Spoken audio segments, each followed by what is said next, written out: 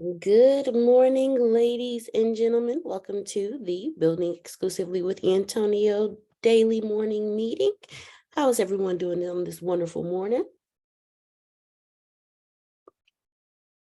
Awesome sauce. Let me get some coffee in me. Awesome. Okay, well, there has been a lot going on. And I just want to know, how is everybody doing with your businesses? Antonio mentioned in November we were going to build the one thing that would, if had it, would extensively, that's not the word he used. Y'all know what I'm saying. Change your lives. So who all has been working on that? Okay. Okay, well, I've been working on mine. It has changed. It has changed drastically. It has changed from everyone knew I was working on framework and this and all that wonderful stuff. And then I had the wonderful emotional intelligence book that has the app to come with it. Well, I'm actually going all in on a project I call the Hideaway. It will significantly not only change my life, but the lives of the people involved. While simultaneously, but I'm building one at a time, but it's all happening this year, Uncle Roman Rome, while simultaneously building another nonprofit company called The Gateway. So the Hideaway is based on helping feed and house homeless children. And that's the Hideaway. The Gateway to help transitioning vets coming out of the military and transitioning into civilian life. I found out a lot about not only, well, when it comes to the homeless children and the children that are in foster care who are aging out, I found out a lot of information. I cried a couple of times while talking to Antonio, I ain't even gonna lie. And then I found out a lot about veterans and what veterans go through, speaking with, again, Antonio and Uncle Romy Rome. So I'm building my business plan for the Hideaway, which I know will it'll make me think of things that I didn't think about for the Gateway. And so with the Hideaway, there are phases to it because I understand that there's going to be a lot of red tape. And I need to start somewhere. I can't just go out there and just grab kids off the street like, hey, come stay with me. Nobody's trying to get arrested. Yeah. So the first phase is to actually feed them. And I was speaking with Antonio about an idea that I came up with, which is going into the business plan. I'm telling y'all all this for a reason. I'm not just talking. I'm telling you for a reason. I'm taking the business plan and again doing it line by line, but this is a lot. This is a more consuming than the business plan I did for the app, which I'm extremely proud of, because with the app, it's just me. There was, and Antonio, there was no team, but with the nonprofit, there's a board of directors on top of the employees to run the houses. So I had to break down their positions and exactly what they're going to be doing. Now, this would have taken me, I would have stopped a long time ago in doing this. Like I wouldn't have gotten this far because I would have had to do all the research, combine all the information. But what I did was, I sent Antonio my mission statement, my vision statement, the description of my company, and my objectives of the company last night. Because that's in the first part of the business plan. That's in the business description. And I am learning that when it comes to building, like not just saying, oh, I'm going to do this and, putting this piece together and that piece together, but you have the pieces or you're gathering the pieces, but you're also actually doing. It comes with a different kind of energy and it comes with a different kind of mindset, because what I'm realizing is when I do things selfishly, I don't finish it.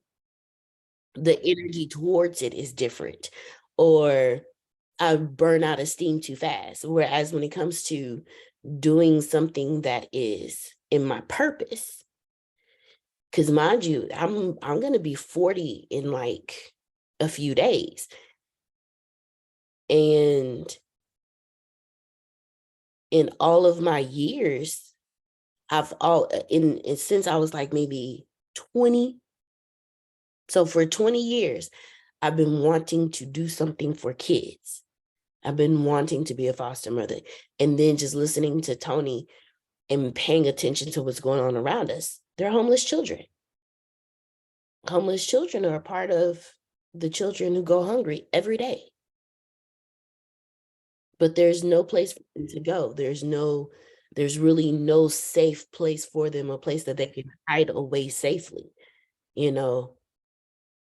So the hide, Anna, yes, sir. can I interrupt you for a second? Yes, I want you please. to finish. I really want you to finish. But you said something that got my attention, and I wanted to share with you. You were talking about in gathering the information. There were times when you stopped. You were in tears. My hope and my prayer for you in this process, because I've already shared with you about this process. When you told me about the veterans, you know I'm all on board. When you talk about working with the kids, I'm all on board for you. But I'm talking about you, Deanna, and you're talking about it too, about how you burn out or how you stop. I just say one thing to you on this journey: keep going, but keep that in mind about who you are, because guess what? It's going to get tougher. It's got to get tougher. You know why? Because to make a difference, you got to expose yourself, and everybody won't do what you're doing. Do you hear me? And it's going to hurt. But if you follow through on it, you're going to kill it, girl. And you're going to have people that are going to support you. I just had to say that because that's who you are. You're an empath. You care about people. You love people. And you're willing to you're ready to roll those sleeves up and make it happen. But remember who you are on the inside, because you're not superficial, Deanna. You know, it comes from here, girl. But guess what? If you're not careful, that's the same thing that can destroy you. That's the same thing that can defeat you. And I don't want that to happen. So I'm just saying that right now while I was on my brain, and I want you to finish what you got to say. Thank you for letting me talk. No, I thank you for that. I do. Because Uncle Rum let me tell me, I was ready to go get the house tomorrow and just go grab kids and put them in there. And I don't know, over the last few days, that's me. I was ready to just start driving. Like, you look like you need some. Come on, I got you. And having kids looking at me like, and honestly, that's what triggered me to do the phases. Because I'm like, okay, Deanna, first off, they have been traumatized enough by grown folks for you not to be going and just grabbing kids off the street. Like, there's a lot going on right now. And I was like, so how am I going to let them know that I'm here for them? And I was talking to Law, and it came up, and I told Antonio about it. I'm going to start off by talking to the mom and pop restaurants in the area and seeing if I can partner with them. So if a kid comes in there and they've seen them often, and they're hungry, where the hideaway sponsors like maybe 20 meals a month with that restaurant, that the kid can go in and say, I'm sorry, do you have anything? I'm hungry. And they can get a full meal. And then it led me to, okay, well, how will the kid know this is one of those places? And I was talking to Law, and this is what triggered this idea. And I'm telling you all this for a reason. Don't stop.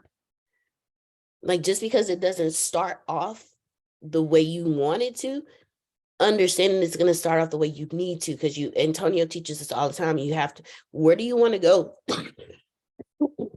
Excuse me, where do you want to go? And then build going backwards. If y'all paid attention, he started with Arlingbrook.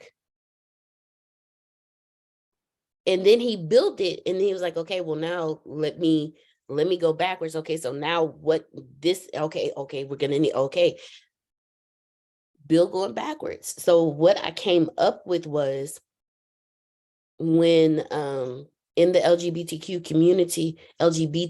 community, they didn't have a lot of safe places.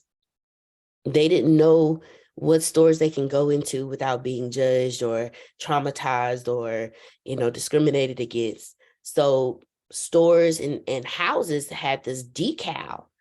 Houses, stores, cars had this decal that they would put on the windows, and it would be, if I remember correctly, it would just be of a clear rainbow. But they knew with that decal on the window, they knew I can be comfortable here. I don't have, I can come here, I can sit, I can have a meal without being judged. Well, this one came up with the idea to do that for the kids. Put a little decal of a little, like a hideaway or something on for those who say, yes, we'll partner with you, put a decal on their window. And as the kids become familiar with the decal, they become familiar with, okay, I know I can get a meal here because I'm really hungry and school lunch ain't hit it today. I didn't have breakfast and I didn't eat dinner last night. So at least I know I can go in this restaurant and get a full meal. So the first phase is to actually feed them. And then from there, I'm still building it out. But from there, once we feed them, then we can start housing them.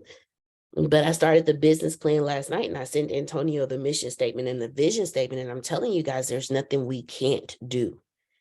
All when I tell you last night, Carlos got prompts this big, and I don't do big prompts. I be doing them little 1-2 sentence prompts. But last night, me and Carlos had a conversation like Antonio and Carlos have, aka ChatGPT. And I fed them all the information. I even went as far as to have the board members. And if you know about the 4 personality types, the owl, lion, koala, and monkey, I used Carlos to first find out what are the job descriptions and the characteristics of the people in these positions. And then I said, okay, based on the 4 personality types, what is the best personality type that needs to go into this position? Because listening to Antonio's teachings, he has taught us, you don't hire people because you know them. You don't hire people because of their sexual orientation. You don't hire people because of how they look, the color of the skin. No, you hire people based on if they're capable of doing the position. So for me, I eliminated the people in my head and put them on paper to say, okay, this is what they're supposed to look like. So while I may want it, my brother in this specific position, his personality doesn't fit this position. Therefore, he should not be in this position. So that's where I started. And I did the same thing for the employees. I need a house parent. For me, a house parent is the one that's going to be there on property with the kids, running the house, because I need them to have a sense of family. So I need someone there 24/7. So what am I going to do? I'm going to get two 12-hour shifts, or however y'all want to break it up, but somebody get a break. I need somebody to get a break. Kids run you crazy, and the older they get, the more you want to choke them. One person can't handle 12 kids under one roof like that. I'm not going to do it to them because I wouldn't do it. You know what I'm saying? I'm just saying. The house parent is the one that maintains the day-to-day. It's just like having a manager on property. They manage the day-to-day ongoings with the children. I need security there. First off, I need the kids to feel safe, but then I don't need them hopping out the windows and getting into something, because again, they've already been traumatized by adults. They don't know what's going on here. They don't know if this is actually a safe place. They know they do better off out here than they do in here. So I need to make sure, hey, look, I got you. If you don't want to be here, we cool. But what you're not going to do is be hopping out these windows. So I'm legally responsible for you now, okay? Just make sure, but I need to have that in place. I need a chef in place, landscaping. I don't need them living somewhere that's run down. I need them to understand you are worthy of this just like the next person. So let's have a landscaper come out and landscape your property. You gonna have something kids your age ain't never had. You got a chef, a professional chef in the kitchen fixing you breakfast, lunch, and dinner. You have curfew, but you have date nights. Like I'm dealing with teenagers ages 13 to 18. That's my demographic. Well, hey, look, be back in this house by, oh, you got a date? Be back in this house by 10. It's school night, okay? I need someone in the house doing those things. But so on this, but it changes you. When you are doing, it changes you. Antonio keep telling us about new wine, old skin. Ain't no way, Uncle Rummy Rome, that I could do this in old skin. Because let me tell you something. I'm gonna have leaks. I'm gonna have drips. I'm gonna have residue from the old wine. I don't need all that. Y'all don't need the residue of the old wine, of the old skin in the new wine. You don't want these things, okay? Okay, we don't want it. But I'm sharing all this with you to tell you, while we may have not reached and released, while we may have had 50 million things that have popped up during this time, your goal may have changed because you may have realized that what you were doing was not the one thing that would drastically change your life. The framework wouldn't drastically change my life, but the gateway and the hideaway would drastically change my life. So, yes, ma'am, Aunt Shirley. Good morning. Good Now, morning. I just wanted to say that was awesome advice from Uncle Jerome that he gave to you, first of all. And second of all, I like that idea. Now, that's how I started out from high school. I worked with teenagers and at-risk youth in foster care and runaways. So I ran a residential home of 20 beds. We had 10 males, 10 females. They were on different sections. So being the house manager, we did have to prepare meals, or myself and the team that worked with me. And we had to oversee the activity, et cetera, et cetera. But I didn't want to go into that. So I did it with at-risk youth. And it was called a safe place. It was Youth Crisis Center. And they were international in the States. And I also worked with the disabled, the handicapped or disabled as well. But these were adult men that were in the home. And as I hate to say house parents because some of them were older than me, but anyway, so that part, but the part that got my attention is where you talked about the collaborating with the restaurants. And I also worked as a case manager for Black males, Black and Hispanic males between 18 and 21 that were what we call MSM is the proper words that we had to use, but that's males sleeping with males. And I was an HIV hepatitis C educator. I did HIV hepatitis C testing. And the purpose for that was to get out in the community and find young men that were MSMs, try to get them tested to discover why the HIV virus was running rapid in that community and to get them into care. And as a case manager, there were other life skill things that I offered, like if they want to go back to school and get their their diploma and so on and so forth. But what I did do during that time as a case manager is I linked up with a few restaurants because most of them were homeless. Their parents kicked them out when they came out, or in the community, they were rejected.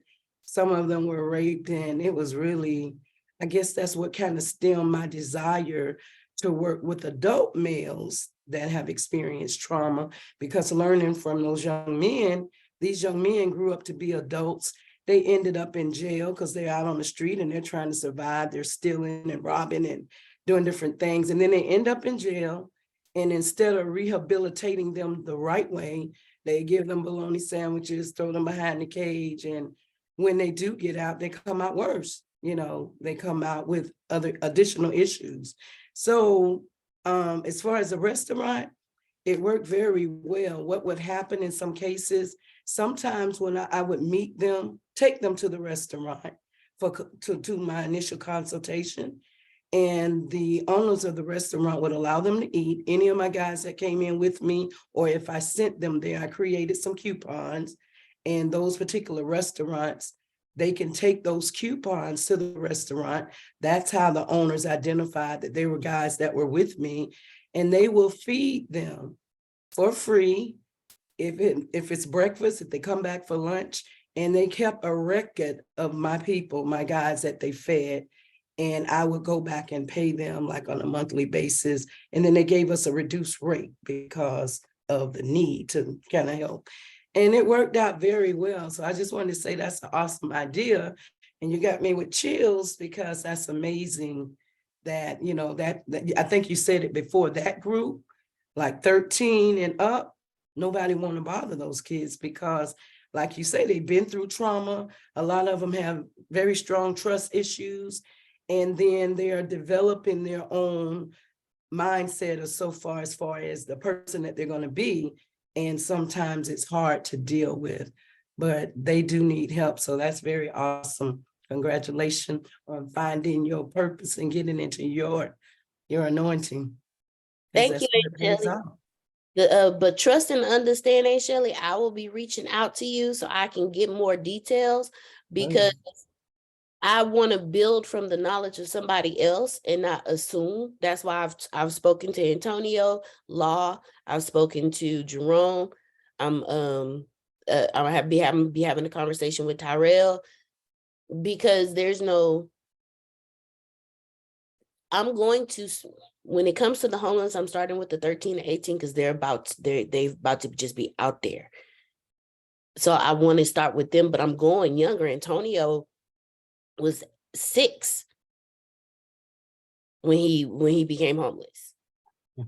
Like, I have conversations with my son when he decides, well, mommy, I don't want to eat this. And I'll be like, okay, hold on, wait a minute. Let me tell you something. Mr. Tony didn't have a house. Mr. Tony didn't have food. Mr. Tony didn't have parents. He calls him Mr. Tony when he was your age. And he would sit there and he was like, wait, Mr. Tony didn't have parents? I was like, no, Mr. Tony didn't have anything. And a few days ago, when I had him the last time I had him, I was talking to him and I was like, hey, I'm going to go fix you this to eat. And he was like, okay, mommy. He's like, I'm grateful you're fixing me that to eat, because there's some kids my age that don't have anything. So I'm going to be grateful when I eat it. I'm so happy you came to that conclusion by yourself. Because for you to repeat that means you understood what I said. So I'm also gonna open homes for the younger kids as well, but I'm branching out, Aunt Shelley. I'm starting in Galveston. Not my anointing, the younger kids, 12 and under. That's not Shelley anointing. Shelley is anointed for 13 and older. But yeah. And I plan on branching out. I don't just plan on stopping in the Galveston County. The Galveston County is a speck on the map when it comes to kids who need help. And then Melissa asked me a question the other day, and it made my brain break and blow at the same time, because she said, well, are you going to be, branching out to Africa? I was like, you know what, Melissa? You just might have opened up a whole nother section of this. So I do plan on going international, because there's homeless children everywhere. And what are one of the missions of Antonio? Yes, ma'am. Yes, ma'am. May I give you just a couple of comments? I love you, by the way. I love your spirit. I worked for social services for 6 years. I was a supervisor for foster care, and then people that were on Medi-Cal, well, in California, and food stamps. What you're doing is so big. I mean, it's so big. Even if you do something at small level, it's helpful. Those children are the highest at risk for death, for drug addiction. They're kidnapped, they're put on prostitution duty, so forth. I think you have an opportunity with our social services because they do not, as much as they try to, they do not perform in the manner in which they should. If they're overwhelmed, it's government restrictions and what have you. The biggest challenge that I'm sure you consider that I really want to highlight, these kids are jacked up. Mental health is going to be absolutely necessary, from counseling to medication to all kinds of level, because they're just wired different. They're challenged. They've been and seen so many things in the world. So you can position yourself to be a advocate for and with the social services and have them refer the kids to you as well. It's a lot. I don't like government agencies, period, for so many reasons, but they, what they do could be helpful to you. So anything that I could do to support you on that or help you with that or answer some questions, I'd be happy to do so. Thank you so very much, Ms. Adonia. And let me tell you something. You just confirmed one of my thought processes, and I appreciate you very much, because I do plan on having on-staff counselors, caseworkers, and psychiatrists. They bunched them together, but my brain understands that those are 3 different people. So I actually have them in the financials as part of payroll. And you just confirmed that I made the right decision. So thank you. Yeah, I think you have to, because the levels of the needs are going to be so different and so great and wide that it's going to take multiple expertise. One person, I don't care what kind of degree they have, can do all of it. Some specialize in certain things. I mean, these kids have seen and been through a lot. And it's going to be, some of them may need, for the rest of their lives, some kind of support. That's just how traumatic it could be when you're on the street like that, because again, they see, hear, and the survival is not easy. So you're on the right track. And right now, mental health is major for everybody. People don't admit this through this COVID. COVID has jacked up people. It has just messed up people. And the fear of these youngsters and why the suicide rates are so high now under young people is because of the disconnection that was required of them and all of us because of COVID. So there's a lot of mess out there. It's a big project. Don't be overwhelmed, but it's overwhelming. But if you help one person, you have succeeded. Thank you. Thank you so much. Well, I'm excited. I will keep you all abreast to the status of how things are going. I thank you all so much for the feedback. Like, I have made notes.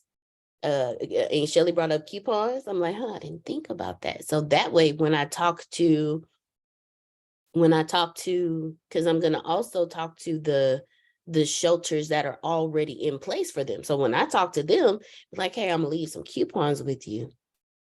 If you know that these kids are homeless, so if you can at least give them one when they walk out the door in the morning, at least they know they have a meal for that day, so they can get it on their way back to the shelter, or they can grab it and eat somewhere else. So I didn't think about coupons. So thank you, Aunt Shelly. And then Aunt Shelly, if you don't, when you have slept and rested, I would love to pick your brain. I would love to pick your brain so I can get even more information on the house parent and the and anything else I'm gonna need for the house period. So I'm sure I missed some stuff. Uncle Run Me Wrong, I'm not gonna stop. I'm not gonna stop. Big sister, Miss Adonia. Deanna, one of the things that I wanted to add to this, and Shelby said it, Adonia said it as well. When I worked with those kids for 7 years in New York, the thing that blew me away, because I knew I was there to help. They knew I was there to help, but they still attacked me. They still came after me. Not because it was personal, not because they wanted to hurt me, not because they wanted to destroy me. That was their way of surviving. And I had to be strong enough and resilient enough to understand that they weren't coming after me. They were just trying to make the next step. They were trying to get to the next. And I told them too many times, you know how to survive, but you don't know how to live. That's what I want you to be able to do, and to see the bigger picture, and they couldn't. But if I took it personal, then I couldn't be successful. I couldn't help them. And because I didn't, some of them would look at me sometime and go, you didn't get pissed off. You didn't get mad. I say, for what? For what? What's that going to accomplish? Talk to me. What's going on? And then when they talked, I listened. And when they finished talking, I said to them, now how's that working for you? What happened? Oh, you ended up here. Damn, is this where you wanted to be? No. You think you might should want to do something different next time? Well, yeah. But I wouldn't tell them what to do. I became that conduit. I became that vehicle for them to realize it was within them. It wasn't within me. I'm just here to help. I'm just here to facilitate. And I didn't take it, well, I did take it personal. I just didn't let them know. Because I told them, you're my future. You're not the future, you're mine. If I fail to invest in you, I condemn myself. 20, 30 years now, you're gonna run this country whether I want you to or not. That's why I have to invest in you. Because when I'm 80 years old and I'm walking with that cane and I'm going to get my check, I don't want you to bust me in my damn head and take my check. I want you to help me cross the street so I can go cash it. And they bust out laughing because they knew I was telling the truth. But and you know, guys, I love doing that because I realized that I didn't have the answers. They did. It was my job to figure out how to get it out of them so that they could see it. And when I did that, all hell broke loose. It was awesome. I tell folks right now, I'd go back and do that job tomorrow. But guess what? Like you said, Deanna, politics. Politics. It's absolutely crazy. Yeah. And I had to resign and leave. I would have never met you guys if it wasn't for politics. Because I'd still be in New York with those kids. And you're right, those 13 to 18-year-olds, that was my niche. That was my niche. I still work with the young ones, but that's my niche. Because to me, they're the most challenging. They really, really are. And I got the most reward out of that. So let me be quiet. Thank you, guys. Don't they end up loving you, Uncle Ron? End up loving you. Nobody better not bother you. They will protect you. Once you win their trust, who you telling, girl? On for you. Nobody better not bother you. Shelly, that's why I had to resign. Because it got to the point where they told the staff, we'll listen to Sergeant Red, we won't listen to you. I said, you can't do that. They're gonna write you up. And that's exactly what happened.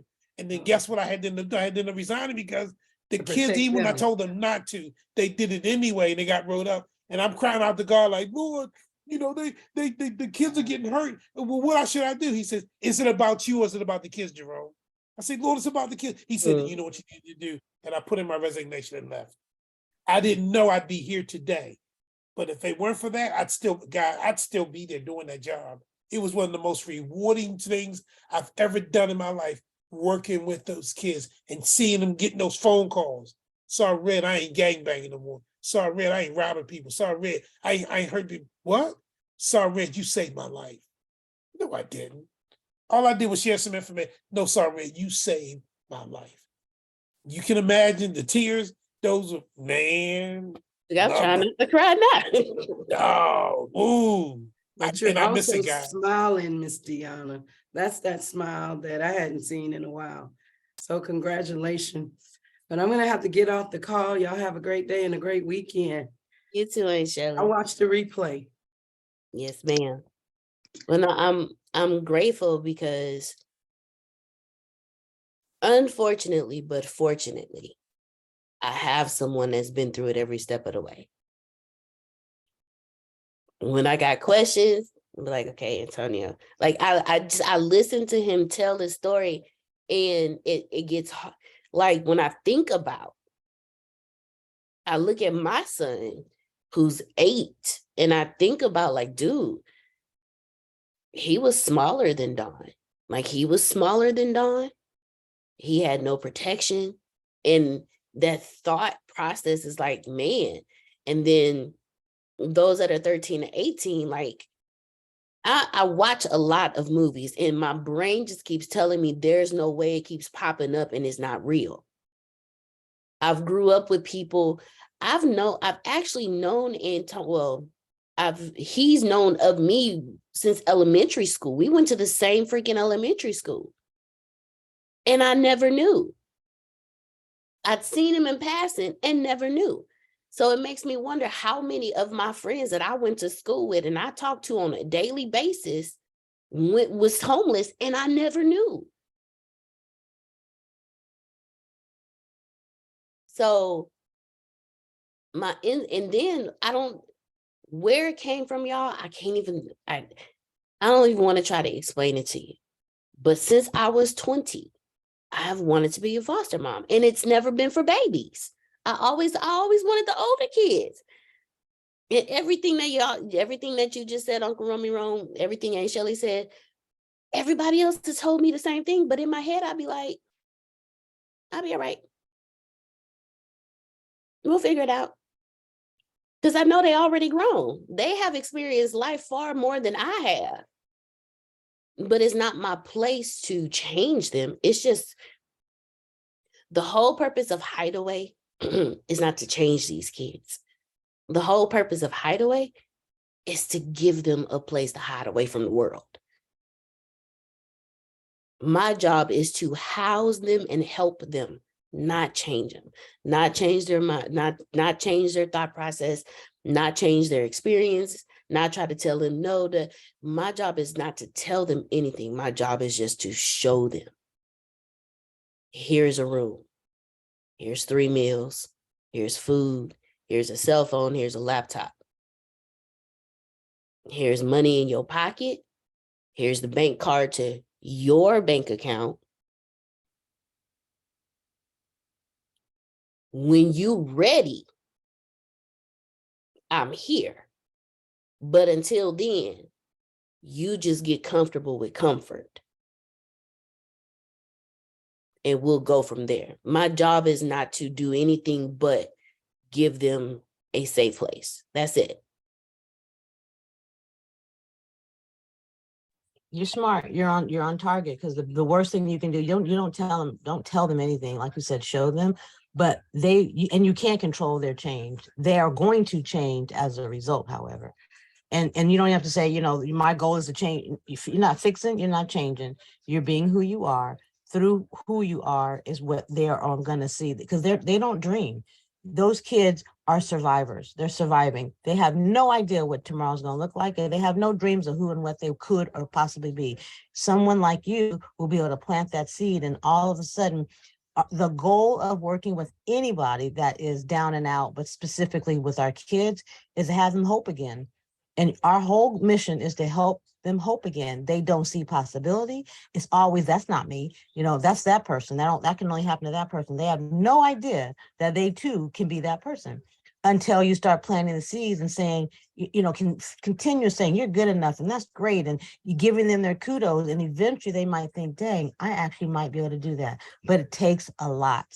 It takes a lot of work, because they don't trust a thing. No system, no person. They don't trust anything because they've been let down.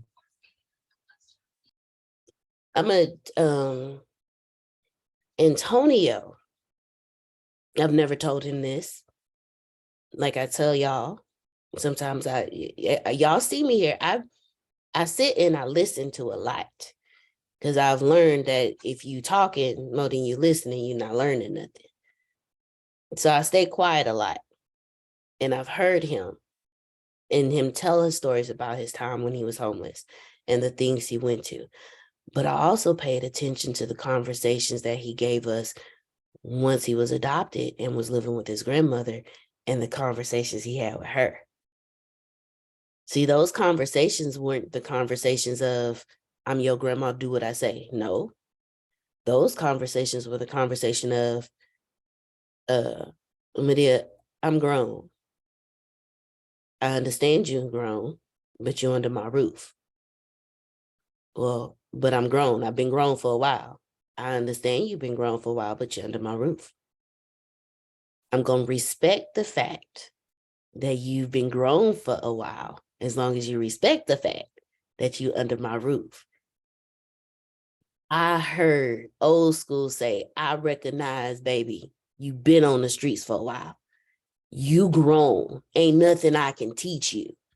But what I can do is house you, feed you, and let you know you loved.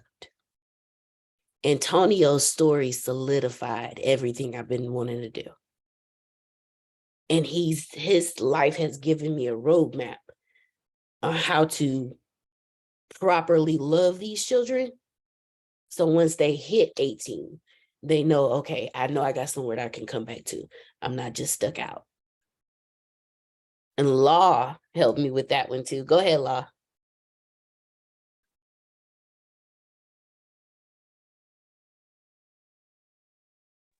And I gotta run some my phone. It was something so powerful in what you said. It reminded me of when my mother regained custody of me in my youth or what have you. And in reality, we are little adults, right? Because we had to grow up so fast, we had to take care of ourselves. And in my own experience, I had to take care of other children within the home as well. And because we are little adults, our minds are so much more advanced. It shouldn't be at that point in time, but unfortunately it is. And that's what some of the frictions that I had with my mother, because she came back to get us and she wants to finish raising us.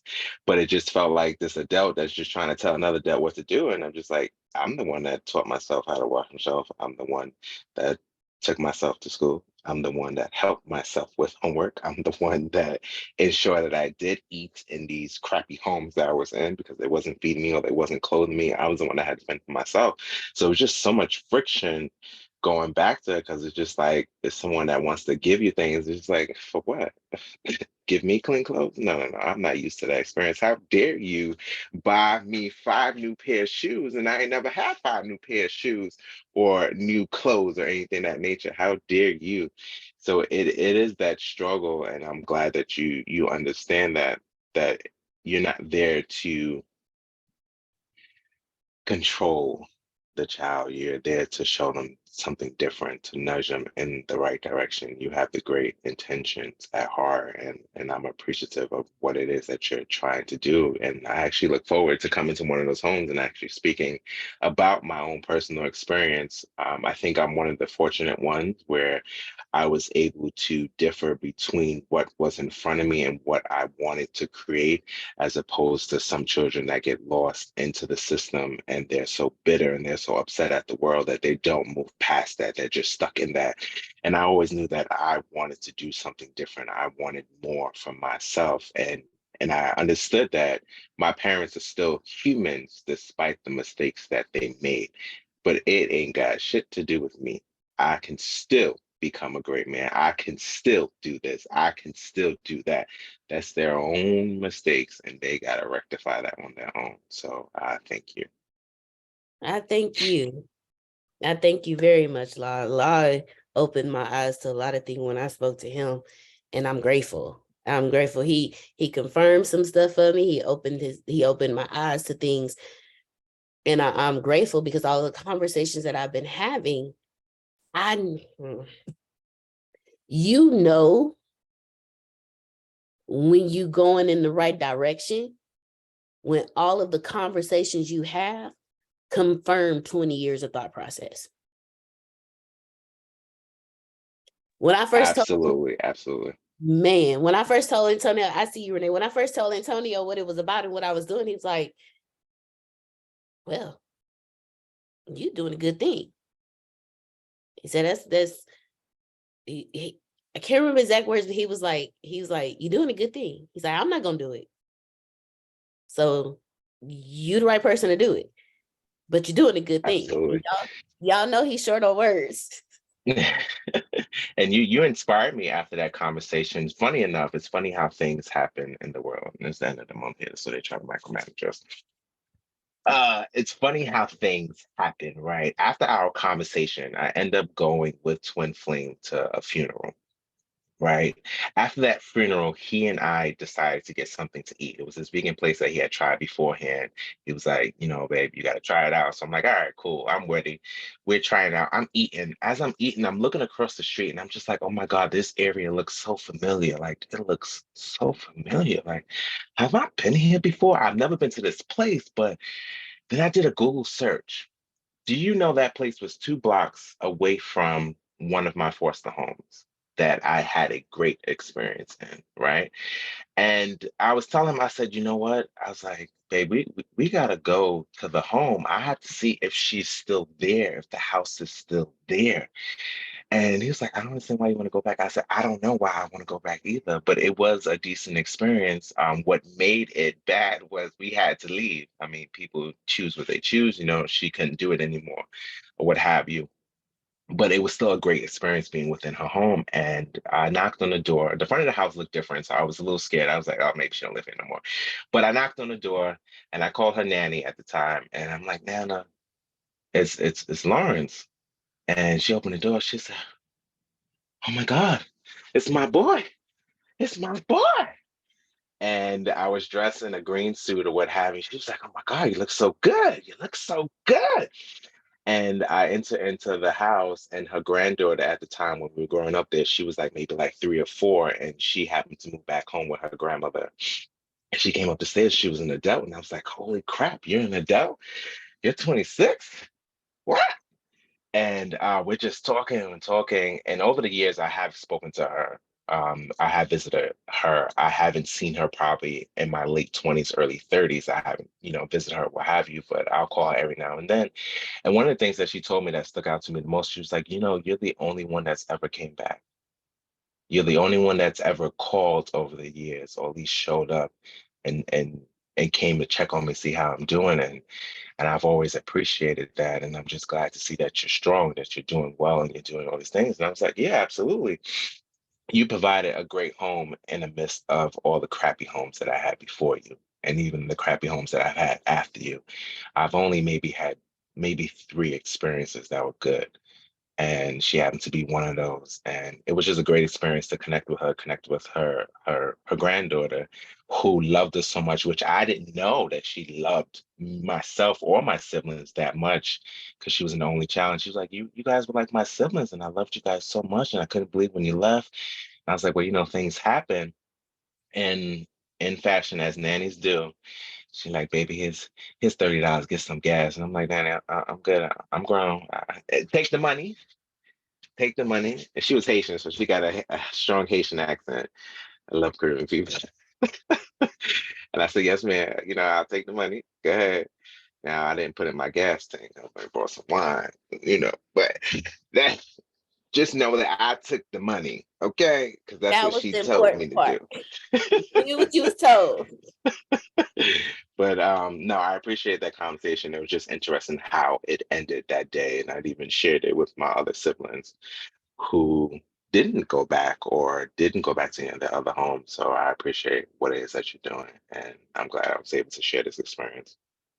Thank you. Thank you so much for sharing that with us. Oh, yay.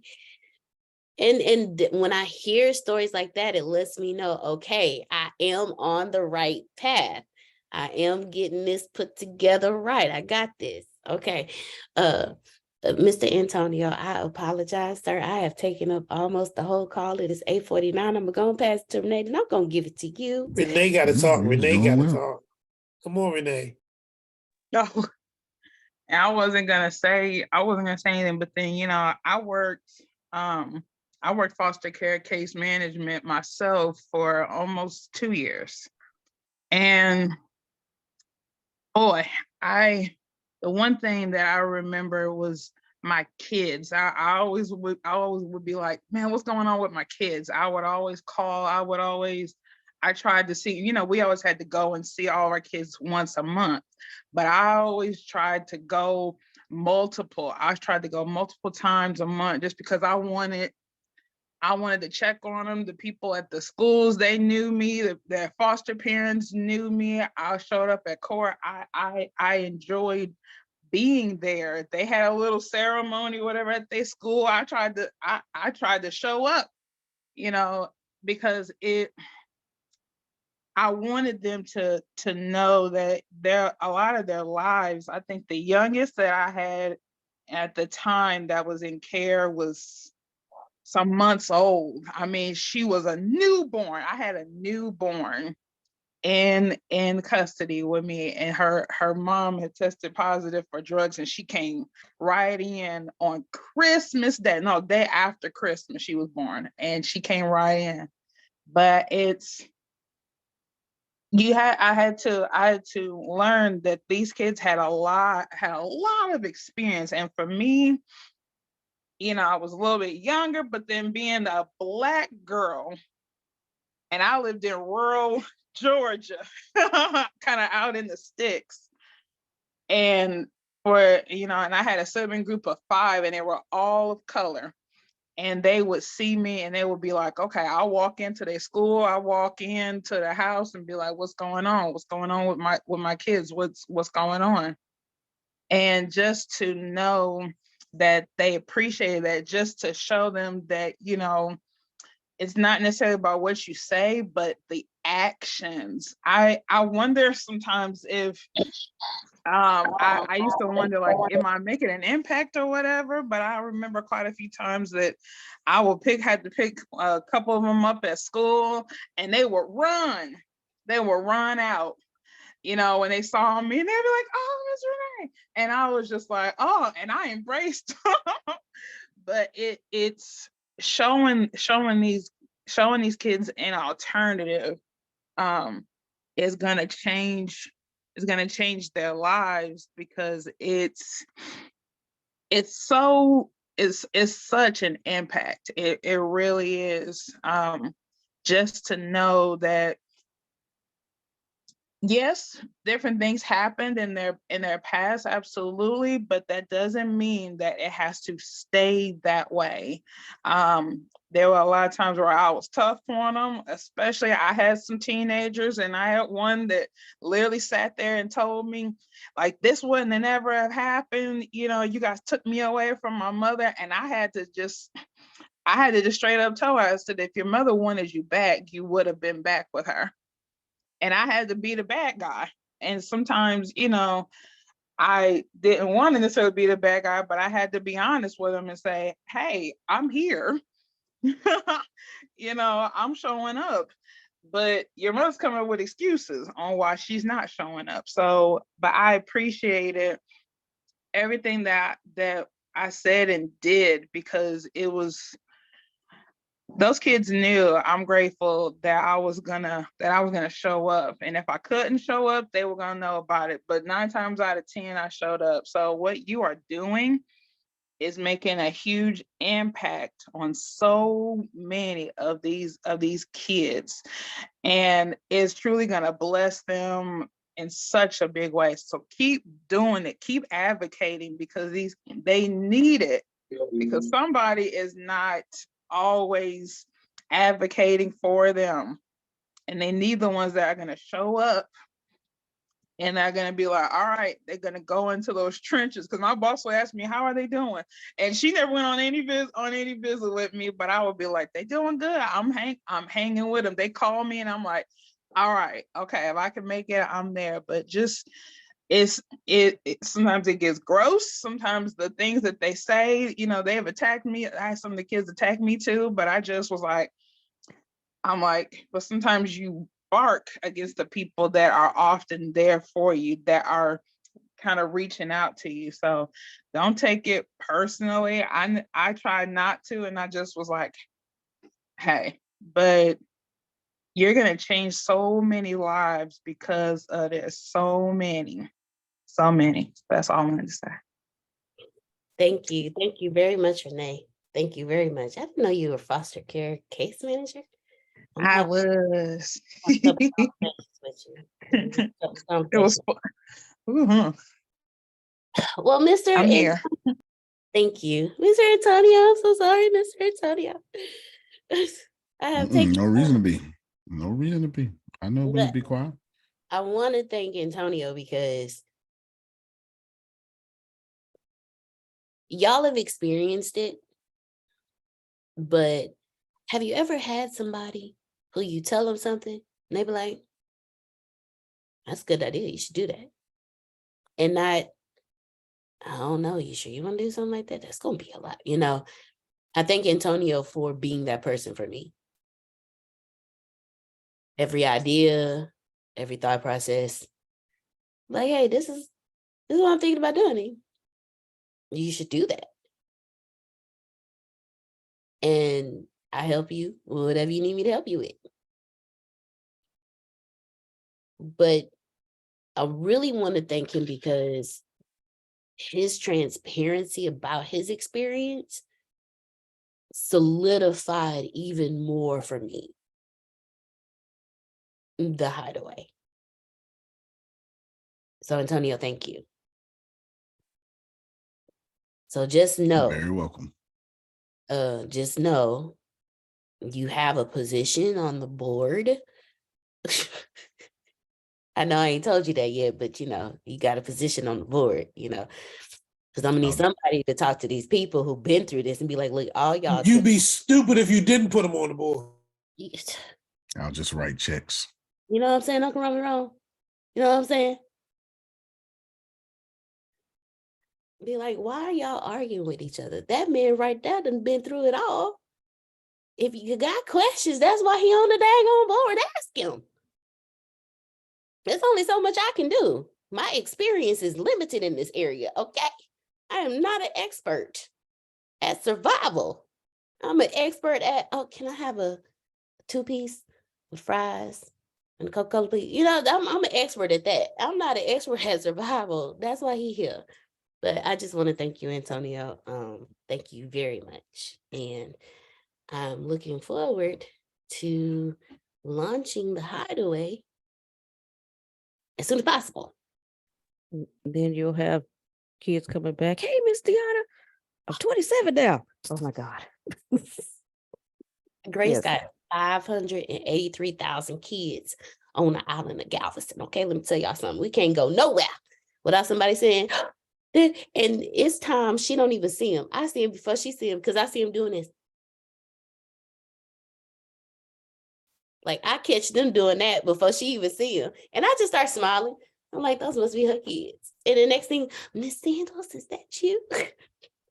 2 days ago, I'm at Starbucks. There's a Chick-fil-A right across the street from Starbucks. And, you know, Starbucks, they are big on customer service. So they have 2 people outside of the window where you get your food, handing them that stuff. And I looked at her, I said, that young lady looks familiar. She looked at me, her face lit up. I said, no, you. And so I went and hugged her. And I always ask my kids, how old are you now? 22? No, you're not. Oh my God. All right. But yes, love to always see my kids. Don't let Grace fool y'all. She got more kids than all of us on this screen combined. I believe it. Mm-hmm. Mr. Antonio, you look like you are deep in some code somewhere, sir. Yeah, I just took the time to just, make some stuff. But you keep on talking. Oh, well, You're doing a good job. if you don't mind, Mr. Antonio, I do not. ladies and gentlemen, Dr. Sugar Trask. Oh yeah, I had that queued up. Here you go. Oh, keep okay. talking. No, keep talking. Dr. Sugar Trask she is one of the top 10 bachelorettes of the year. They will be celebrating tonight. And we would love to gift Dr. Trask whatever. So if y'all can, and Grace, if you can put out Antonio's Cash App, we're going to send this to her and tell her congratulations and let her know that while we can't be there physically. I'd rather you contact her, send it directly to her. Okay, Grace, would you happen to have Sugar's Cash App? Thank you, though. I'll find it. I'll get it. I'm sure I got it. Yeah, And we can directly to her. Yes, y'all, send it directly to Sugar and tell her congratulations. I got it, Grace. It is. Oh, sweet. Sugar Trask. $ Sugar Trask. Are there any No underscores, just $ No big case letters. They are lowercase. Capital S, capital T. Thank you. There we go. And she's going to be surprised, but she is one of the top 10 bachelorettes of the year. So we just want to let her know that while we are not here physically, we are all there with you, Dr. Trask. I will start off the giving right now. Yay! Because we want to let her know that we are so proud of her. Dr. Trask has come a long way. Y'all remember when she did the interview and everything went wrong today, but she did not stop? She has her own TV show. She has her own spices. I think she's actually in stores now. Like, she's in stores. Her spices are in stores now. So I love Dr. Trask because she's that woman that when you look at her, you like, you don't stop. No, I don't stop. I can't stop. I still, she's I just sent over our donation. Thank you. Dr. Trask lets you know that no matter what, and Uncle Rummy wrong, because when I tell y'all, I look at people like Mr. Phil, Miss Susan, Uncle Rummy Rome, Sugar, Miss Adonia, and I'm like, one day,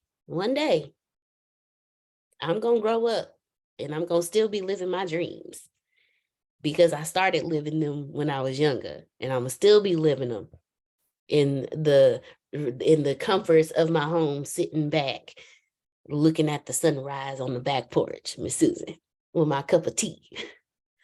But I'm very proud of Dr. Trask. She has come a long way, and I want to make sure that she knows that we got her back and we're supporting her along this journey. So thank you all so much, Antonio. The floor is yours. I didn't mean to take over the callers. My purpose was to share how listening to you and using artificial intelligence can help you build life-changing things. And it just kind of went from there, but I got some great notes out of it. Thank you all so much. You do too. I was actually going to talk about the exact same thing about. Oh, sweet. We're launching RhinoLeg and how to use AI to have a successful first day of launch, because that's important. And that's what I was going to talk about. No need to do that right now, and no need for me to try to quench the Holy Spirit, right, Jerome? Ain't no sense in me doing that. It's already there. Ain't no sense in me bothering it. That's it, sir. Don't need to do nothing with it. Don't need to do nothing with it. I will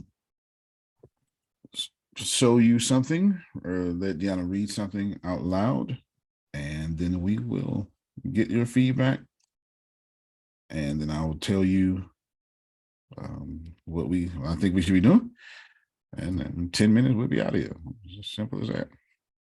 Deanna, I gotta look it up. So Deanna, you need to read. Well, I put in the document to make it a little bigger. That's going to be hard to read. A lot of you, thank you for those of you who saw your email and responded. Oh, it was a beautiful email too. Oh, it's a bunch of them coming. It was. Yeah, thank you. Thank you very much. Okay, let's see. What? Grace has a camera off because she's not feeling well. So we, but Rhino Sales Coach. Go ahead and talk about it now. Introducing Rhino Sales Coach, the ultimate sales coaching tool powered by Insinkai AI, designed to help your sales teams achieve their full potential and drive your business forward. Before I continue, I just have a quick question. The manual labor feature in the Rhino Sales Coach feature, that all goes in one, right? This is absolutely in here. Oh, hell yeah. I'm Yeah. sorry. Excuse me. By leveraging the power of sophisticated algorithms, Rhino Sales Coach provides deep insights into your sales performance and pinpoints areas for improvement. Our advanced software employs cutting-edge techniques to analyze your sales data, providing actionable recommendations that help you optimize your sales strategy. Here's how Rhino Sales Coach works. Number 1. Rhino Sales Coach ensures your sales data is clean and ready for analysis by handling missing values and preparing the data with one hot encoding and feature scaling. What's one hot? I'm sorry, I'm supposed to be reading, not asking questions. I'm so sorry. Number 2, next, we split your data into training and testing sets to prepare for feature selection. Rhino Sales Coach uses advanced techniques to identify the top 10 features that contribute most to your sales performance. Rhino Sales Coach uses in SyncEye AI to select the best version of your RhinoLeg and tune hyperparameters to optimize sales predictions. Number 4, RhinoLeg evaluation. We then train your instance of RhinoLeg on your data and evaluate its performance using various metrics to ensure SyncEye AI is performing at its best. Oh, but that's not all. Rhino Sales Coach goes beyond analysis and evaluation. Our software provides valuable coaching insights to help you improve your sales strategy and drive better results. Rhino Sales Coach uses advanced algorithms to analyze your sales data and provide insights into your sales performance. Based on these values, we offer tailored coaching recommendations to enhance your sales team's performance. With Rhino Sales Coach, you can unlock the full potential of your sales team and drive your business forward. SyncEye AI helps you identify specific areas for improvement and provides actionable recommendations to optimize your sales strategy. Try Rhino Sales Coach today and experience the power of SyncEye AI for yourself. You won't be disappointed. Okay, I have questions. You should. So okay. So I hit the I don't even feel like I don't feel like working today mode. Break it down like a 5-year-old, D. Okay, I got you, Grace. I hit the I don't feel like working for the day mode button in my RhinoLeg CRM. Mm-hmm. So you're telling me that when I hit that button, I don't feel like working for the day. So the system understands I'm not even touching my computer for work purposes. If I do, it's gonna be to like watch Netflix or something, but I won't be logging in. So the system knows to take over and work for the day because you have the manual labor feature, which is my favorite feature of all times. That's going to kick in, and then it's going to start doing it's going to become the salesperson for me. And then with what you just had me read, right, RhinoLeg Sales, it's going to do all the sales for me and analyze it all at the same time. And so when I decide that I'm going to go back to work and go back into work mode the next day, I can pull up all of my sales. I can pull my sales report for the day before, all of the recommendations that it has for my sales team. If I have someone out there, I can reach out to them and say, hey, there's this training that RhinoLeg recommends. I want you to do it because after it analyzed everything, it said that we could use some more help here. And I'm going to take the training with you. And it gives me all my records and everything. So I can sit there and it'll tell me, hey, you're slacking with this particular reason, and with everything that we analyze, you're slacking here in sales because in the marketing department, you're not marketing this correctly, because out of 100 people who have clicked this ad, only 2 people have followed through and only 1 person purchased. So you're telling me that that's what that sales thing will do, and then it'll tell me, here's some recommendations from RhinoLeg marketing to help you with the marketing aspect of this so you can increase your sales over here. Is that what you're telling me that system does? You're mostly correct. Yes, but it does more. Well, I'm sure You're mostly correct. Yes. That's all I could think of from a perspective of CEO that just don't feel like working for the day and need somebody to do it for me. No doubt. So I am you're so on those mode buttons. well, in that perspective, you're very correct. And then I'll show y'all, it'll help Adonia the most on how I stay not running down rabbit trails. You're mostly correct. You're 100% correct, but I need to help you out. There's a sales, so it gets sales for you, Jerome. It gets leads for you.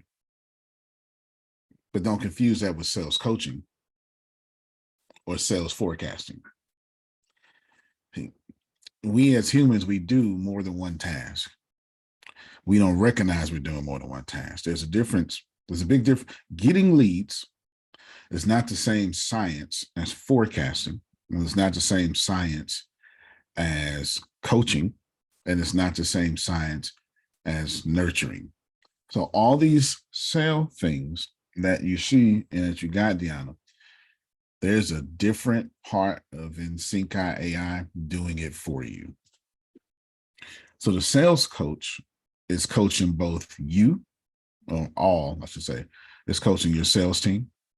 It is coaching you, and it's coaching your instance of RhinoLeg. Instant means that when Jerome gets RhinoLeg, it looks completely different than Otis's. They're no longer the same thing. The moment you start using it is the moment it starts becoming your fingerprint. Antonio? Yes, sir. And she was reading it 1 through 4. Mm-hmm. It made me flash back to 1986, 87, when I first had my first Mac. Okay. Because I grew up on the DOS and Windows in the military. Then I got my first, I heard of Mac, but I got my first Mac. Mm-hmm. And I realized that I knew I was going to be a Mac guy from then forward. I just knew it. Mm-hmm. And the reason why I knew this was this. When I got software for DOS and for Windows, I had to go in and individually, based on the prompts, put it in whatever K, A, C, F, put it in there, and then hopefully when I finished, told it to work, and it worked. Didn't always do that. But with the Mac, and I tell folks Macs are for dummies, and I'm a dummy. Mac would give me I would buy new software, and Mac would say, hey, Jerome, you've got 3 of these that need to go in this folder. You need 2 of these that need to go in that folder, and you got 1 of those that need to go in that folder. Would you like for me to put them in the folder for you, or would you want to do that? And I always said, you put it in the folder. And it worked, and it worked flawlessly every time. Okay. So I knew then, I said, I'm gonna be a Mac guy forever because I'm not that bright. I'm not that intelligent. As she was reading the 4 of those, I said to myself, in reference to, because you're smart sometimes, Antonio. I said to myself, I'm hoping that this AI will do the same thing, help me with leads, get leads, the whole 9, and even tell me this is what I need to do, but it won't do it for me unless I tell it to do it for me. I can do it the other way. But I want you to take it a step further, Antonio. Not only let me screw up, but once I screw up, come back and tell me later on, this is what I suggested, bum, bum, bum, bum, bum. You chose this. This is how much money you're losing because you're doing it the way you, because it's gonna be smart enough to tell what I'm doing. That's right. And it's smart enough to remember what it told me. This is correct. And so that's what went through my head, like, This is correct. Because that is genius, Antonio. Yep. If it can do that, That is genius. It does. It absolutely does. I It absolutely understood. does. I understood it when Jerome said what he did when he got his Mac and what it was. Mm-hmm. That's what Rhino Sales Coach does? Yes. My God. Yes. It coaches you, coaches your sales team, and coaches itself. Coaches you, coaches the sales team, coaches itself. But I've got it split up into many different pieces because you need that. You absolutely need these many different pieces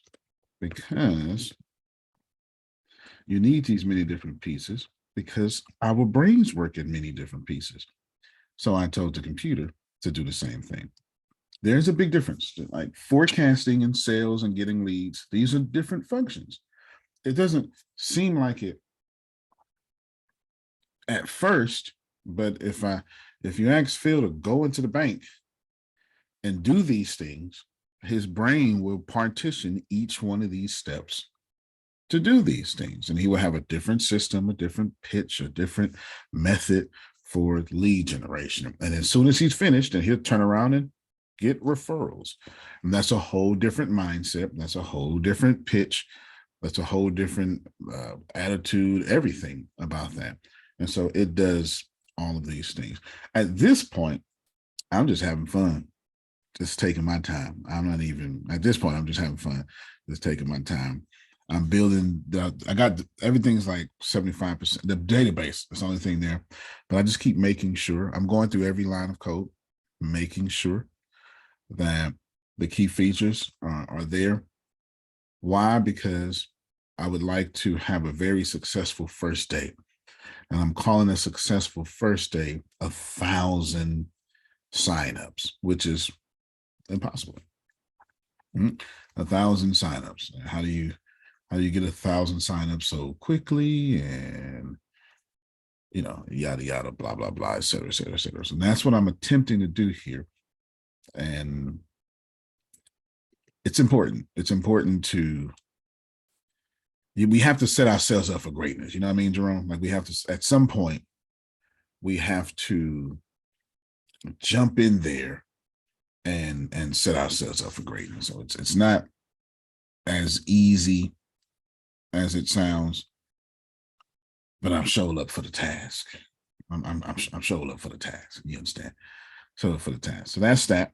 I will show you the thingy I just said that'll help people like Adonia. So I have, so here's my screen. This is going to get small. Here's my notes. And this is my RhinoLeg. And this is all the major updates. So this is Rhino Sales Coach, Rhino Burn Chat, Rhino Chatbot, that's the actual RhinoLeg, Rhino Marketing, Rhino Hub, Rhino Pack. I need to change this. Rhino Pack, Rhino Nurture, Rhino Leads, Rhino Church. Don't worry about that right now. Okay. I Don't peeped even worry it. about it right now. I didn't peep that, I sir. know. I'm I gonna know. need that, sir. I know. I was I waiting know. for him to get I was gonna be patient, and then if he wasn't gonna say nothing, I was gonna unmute and be like, well, what about the last one? That's it. I'm It's- gonna need that one. So I'm gonna what need is that one, that? sir. I'm gonna need that. I'm not telling you just yet because I'm gonna need that one. I'm gonna need that. I know. Churches need CIMs badly. No, yes, Badly. Badly. And of course, churches can use RhinoLeg as is right now, but the RhinoLeg, the Rhino Church has members and visits. It has a whole different language. Yeah. Come on, sir. Like, let me stop my screen because y'all knows it. I'll show you. we're not that. It has peoples and families, service and groups, events and check-ins, contributions tracking, self-verification, self-registration, access restriction, data importing. Let's see, people, family groups and customs field, volunteer management, fundraising, Sunday school, all sorts of tides. Okay. You hit it with Sunday school. Okay. Okay. All right. So it has all that. You better watch it. My husband's over here. You better watch it, sir. I'm just not, I haven't mentioned that, and I shouldn't even show you on my screen and all this stuff like that. But here is, let me get off of that because I'm on the church. There we go. Here is how I keep myself from not getting distracted. I said it before, but you're going to see it in action. This is the burn chat. It makes no sense for a CRM to have a burn chat on it unless you're setting up a social media, right? Unless you're setting that up. That makes sense. When you come here, when I come to RhinoLeg, and I come to, so if I come to RhinoLeg, if I come right here, so I'm already on it. So is official colors, here's major updates. I asked Deanna to send me, from a woman's perspective, every button she wants. So that's what you see here, wait for the day. Every mode, in meetings all day, traveling on business. I'm on vacation. I just don't feel like working today. Didn't really read that one yesterday. Kids at home. And what I'm going to do is I'm going to create 1, 2, 3, 4, 5, 6. So when this feature rolls out, it will start with those 6 features for sure. Then it tells me I need to do the funnel hub, which I actually have done. So I don't need to do this one. Let's see. Under font, there you go. There you go. So yeah, so I've actually done this. Let's see. Grace and Adonia gave me this one. Add Canva into. Yes. Yeah. Yes. So that's it. Is sales funnels flows the same as workflows like you see in other CRMs I workflows? will not say. I Oh, will come not on, say, man. but it's completely Ooh, different. Can I say? Can I say? Can I say? Yes. Okay, so this is what I think it is, Grace. This is what I think it is. Okay. So Blog builder for you writers. Anyway, see. so you have the workflow as in the workflow of things like, okay, they go here, they start here, and they flow this way. I think the sales funnels flow is you have your first page, then it flows to this page, and it Oh, flows you go from to the discovery first- all the way to the end. right. I think that's how he gonna do that, and it flows through that phase, Yes. and I think that's Okay. I could be Renee's wrong. gonna love the blog builder. I'm not saying you're wrong. I'm just saying I ain't telling. I'm sure you're right. I don't know. I've never seen it before. Maybe we'll have to. Never seen it before. Anyway, e-commerce builder, all these things. These are upgrades that will come later due to the fact that I don't want to do them right. Well, I can do them right now, but then it'll release the May 1st launch date that I have in my mind. You know, things like that. So I don't want to do that for right now, but it is coming out. Please know, from Rhino Church, Rhino e-commerce, you know, for things like that, different departments, shopping, you know. Oh, I did team collaboration too, so I can take out team collaboration as well. I did that as well, you know, and all that stuff like that. So just know that that's there. Once you get to the $297 version, everything you heard so far right now is in a $49.97, except for Rhino Hub, except for the funnels. If you saw funnels, that's $99.99. Rhino sales coach is in the $49.97. That's in $49.97. Sir. $49.97. So it's over 800 different features in $49.97. 800 is dumb. But I want to show you that I have, every time I give an idea or I come up with an idea, I just put it in my major upgrade section and list it so I don't forget it, because I don't want to forget it, Phil, because they're too hot. But I also don't want to give it my energy, because it ain't making no money until it's making money. I want to give energy my money. I don't want to give potential money my energy. You understand? I don't want to do that. Don't want to do that for sure. Wait. Say that again. Say that again. I want to give my energy to money. I don't want to give my energy to potential money. That's unnecessary right now. There's a time. There's a time and place for that. It is not the time and place for that right now. That's a t-shirt. That's a t-shirt. Yeah, that's a t-shirt.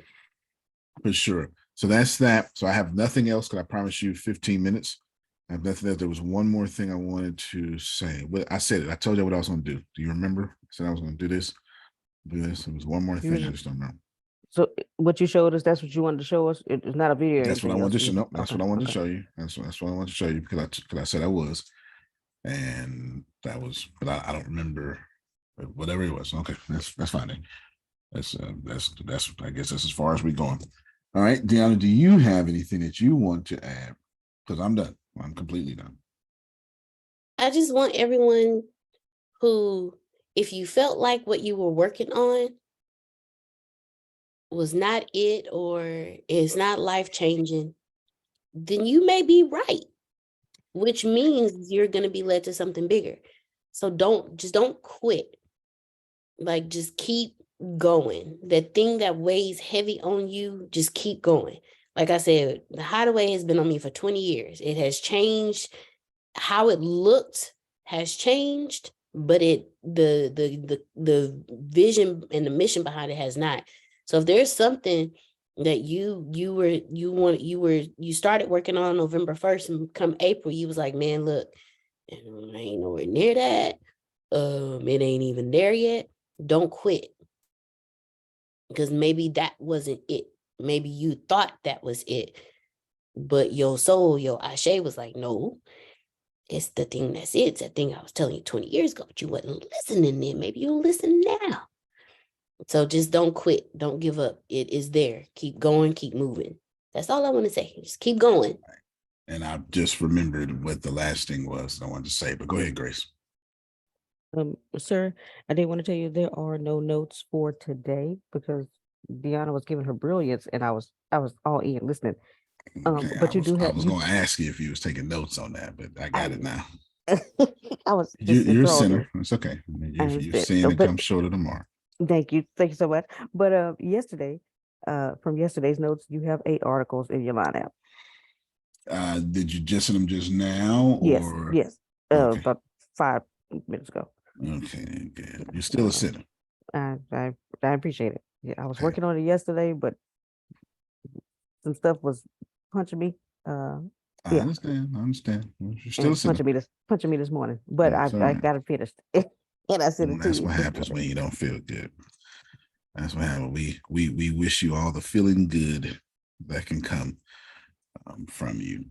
Yeah, we do wish you that. This is what I wanted to. I forget what it was. I know now. So excuse me. I've got to fix up the words and stuff.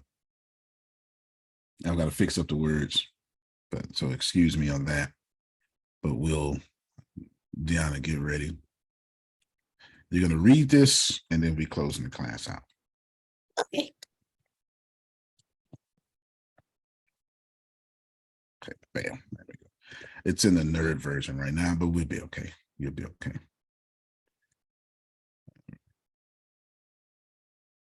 Bam, sharing my screen. Actually, I'm sorry. Hold on. Let me just. That's gonna be too small. Notes make it too small. Let me put on a Word document for you. Thank you so much. There you go.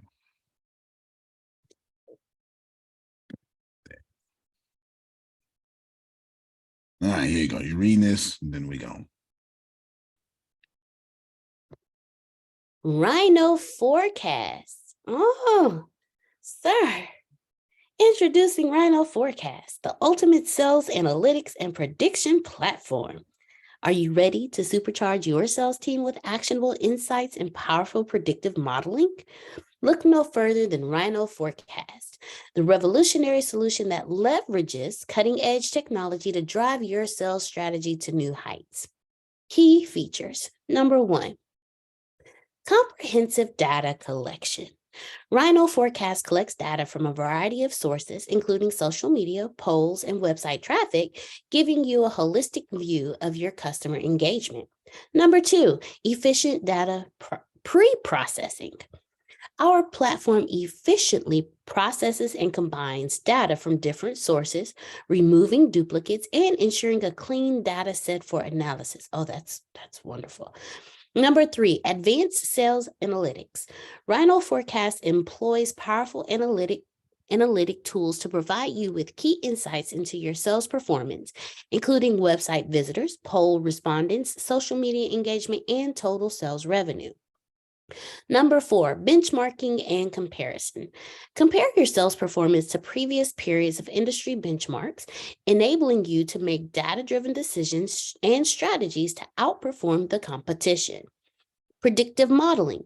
Utilize the power of machine learning with Rhino Forecast's predictive modeling capabilities. Train a logistic regression model to predict customer churn and improve customer retention. Yeah, I'm gonna need that one to be hooded up. Yeah, no, it'll be simplified by saying InSync AI will do all that for you, right? Remember, I've gotten ChatGPT to read my code and tell me what it does. Oh yeah. So that speed me up, and then so that's why. But I have to do my thing to it now. Hit it up. Gotcha. Mm-hmm. Number 6, stunning visualizations. Visualize your sales revenue and customer churn rates over time with beautiful, easy to understand charts and graphs. Number 7, scalable and cloud ready. Rhino Forecast is designed to work seamlessly with Wasabi cloud storage and Redis caching. Yeah, don't worry, but that won't be in there at all. For It'll high just say cloud storage, yeah. Okay, gotcha. For high performance and scalability. Number 8, easy model saving and loading. Save your trained models for future use and load them when needed, ensuring that your predictions are always up to date and relevant. Empower your sales team and make informed decisions with Rhino Forecast, the ultimate sales analytics and prediction platform. Don't miss out on the opportunity to take your sales strategy to the next level. Try Rhino Forecast today. All right, so it's back to Jerome's question and Deanna's question. Does this? Yes. There's so many different things in sales that it does because sales is such an important thing. And so it does that, right? And then it's segmented. It's segmented. That's it for us. Thank you all, ladies and gentlemen. We will see you Monday. As promised, I wouldn't take long down. You did a very fantastic job. So good job to you, Adonia. Thank you. Yes, Adonia. I'm sure you're not wearing the same outfit that you wore in the last decade. So we do appreciate you there by, having new clothes as you normally do. We do appreciate that. And we love you, everybody. Y'all have a good one. You can plant better. You can dominate. Love you, everybody. Love you more. Love you more. All right, Love y'all. you Y'all more. have a good one.